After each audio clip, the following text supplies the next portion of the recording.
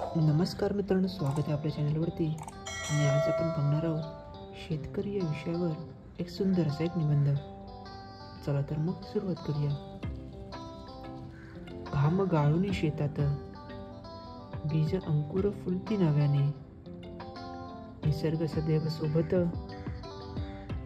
ओंजळ भरली मात्र सुखाने. शेती. भारत शेतीय क्षेत्रात अग्रेसर असून एक कृषीप्रधान देश आहे. एकूण लोकसंख्येची 70% लोकसंख्या गावात किंवा खेड्यात राहत असून शेती करते. अन्नासारखी मूलभूत गरज पूर्ण करणारा शेतकरी हा भारताचाच नव्हे तर संपूर्ण जगाचा पोशिंदा आहे. साधी सरळ जीवनसरणी, संतुष्ट आहार, नैसर्गिक स्वास्थ्य अशी त्याची जीवनशैली असते. उन्हातानाचा विचार न करता प्रामाणिकपणे तो शेतात कष्ट करत असतो. सर्व कुटुंबाची जबाबदारी, स्वतःच्या मुबलक गरजा नित्यनियमाने पूर्ण करत असतो. संपूर्ण कुटुंबासहित आपल्या शेतात मेहनत करत असतो.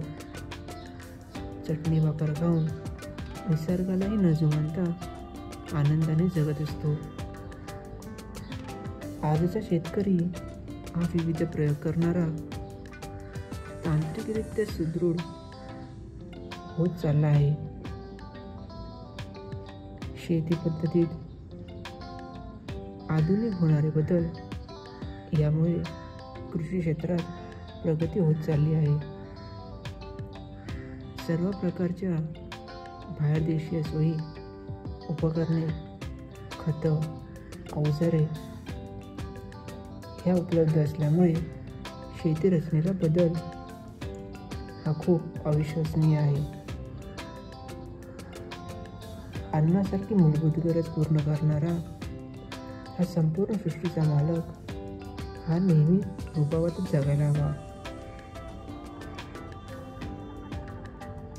धान्याला न भेटणारा योग्य भाव, सुका किंवा ओला दुष्काळ यांसारख्या प्रश्नांकडे सुद्धा लक्ष दिले गेले पाहिजे. शेतकऱ्यांना मिळणाऱ्या सवलती, विविध योजना यांचा संपूर्ण पुरवठा त्यांच्यापर्यंत होईल याची दक्षता घ्यायला हवी. देशाच्या अर्थव्यवस्थेत कृषी क्षेत्राचा महत्त्वाचा वाटा आहे. शेती क्षेत्रात भारत हा एक स्वावलंबी देश बनला आहे.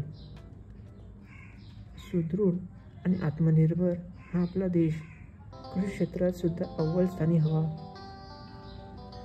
तरच या देशाची आणि आपल्या सर्वांची प्रगती होऊन शेतकरी सुद्धा सुखी होईल.